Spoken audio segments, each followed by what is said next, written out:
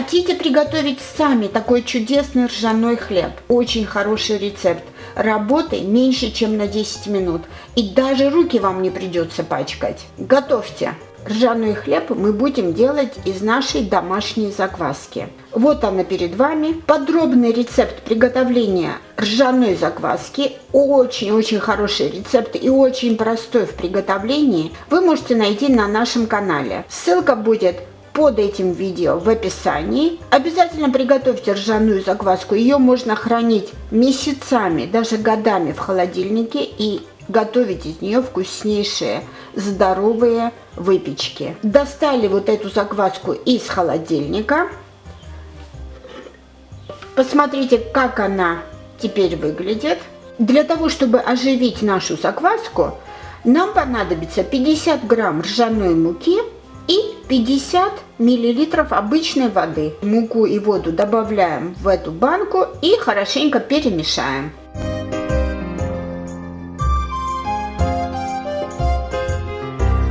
Все хорошенько равномерно перемешано. Теперь накрываем кухонным полотенцем и оставляем при комнатной температуре на 8-12 часов. И затем продолжим. Прошло около 10 часов, и посмотрите, как наша закваска прекрасно ожила. Начинаем готовить наш чудесный ржаной хлеб. Вот посмотрите, что нам сегодня понадобится. Это, конечно же, наша чудесная, прекрасная закваска. Берем 100 грамм этой закваски, 200 миллилитров холодной воды и 150 грамм ржаной муки. И это все хорошенько в тазике вместе перемешаем. Закваску накрываем крышкой и ставим в холодильник до следующего раза. И хорошенько закваску и воду перемешаем, чтобы закваска растворилась в воде. Теперь добавляем муку и тоже все перемешаем. Вот и все перемешано. Даже руки не понадобилось пачкать. Посмотрите, как это просто. Теперь накрываем этот тазик крышкой и оставляем при комнатной температуре на 12-24 часа. Обычно я выдерживаю 24 часа. Прошли сутки. Посмотрите, как теперь тесто выглядит. И от него отходит такой для кого-то приятнейший алкогольный аромат. Вот эти ингредиенты нам понадобятся сегодня для замеса нашего ржаного теста. Это 300 грамм ржаной муки, 200 грамм холодной воды из крана и 2 неполные чайные ложки соли. Для начала добавляем воду сюда и хорошенько ложечкой это все перемешаем. Теперь добавляем 2 неполные чайные ложки соли. И тоже перемешаем. И под конец добавляем муку. И все хорошенько перемешаем. Можете использовать ложку, можете деревянную лопаточку, можете даже рукой, как вам удобнее.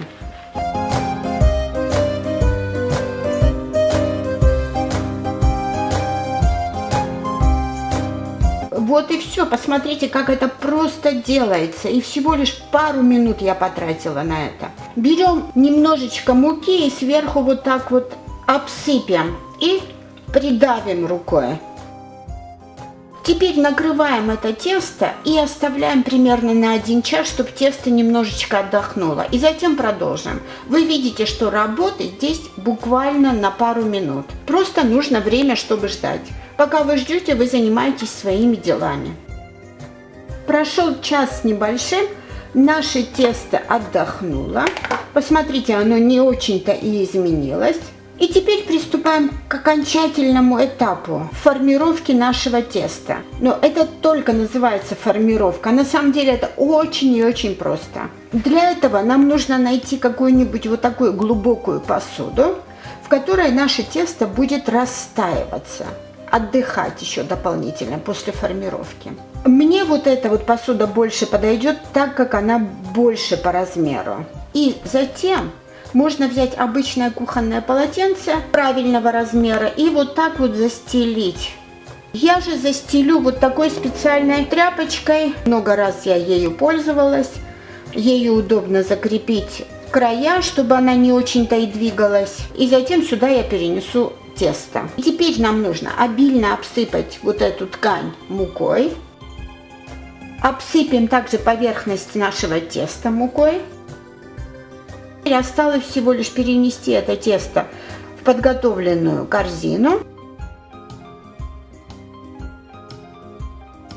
Аккуратно придавливаем тесто. Сверху еще обсыпем небольшим количеством муки. Теперь накрываем кухонным полотенцем и оставляем на 2-3 часа, пусть тесто отдыхает. Вы увидите через 2-3 часа, что поверхность теста немножечко растрескалась. И это будет показатель того, что тесто готово пойти в духовку. Прошло около 3 часов, и давайте посмотрим. Вау! Посмотрите, как наш хлеб теперь выглядит. Посмотрите, он так и должен, вот поверхность его должна вот так вот растрескаться. И самое время приступать к выпеканию. Вы увидели, как легко было перенести это тесто на бумагу для выпекания. Сверху сейчас чуть-чуть подчистим. И все, осталось только выпечь. Можно поставить прямо так, а можно сделать какие-нибудь узорчики на хлебе для красоты. Или надрезы можно сделать.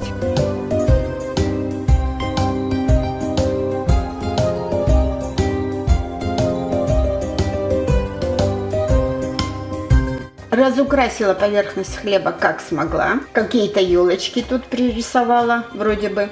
Теперь осталось выпечь. Разогреваем духовку до 240 градусов и начинаем печь. Пульверизатором вот так вот обрызгаем хорошенько нашу духовку.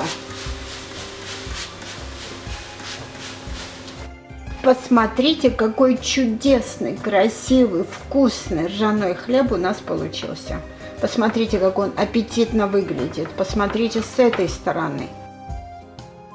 Напомню, что выпекать этот хлеб нужно 10 минут при температуре 230-240 градусов. Затем уменьшаем температуру до 200 градусов и оставляем еще на 40 минут примерно.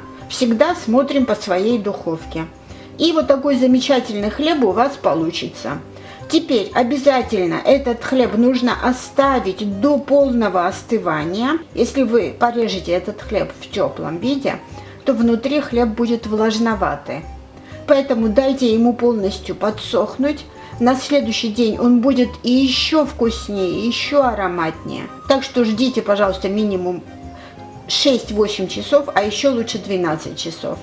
И затем разрежьте и кушайте на здоровье. Наш ржаной хлеб полностью остыл. Я его оставила на всю ночь остывать. Теперь я разрежу и покажу вам, как он изнутри выглядит.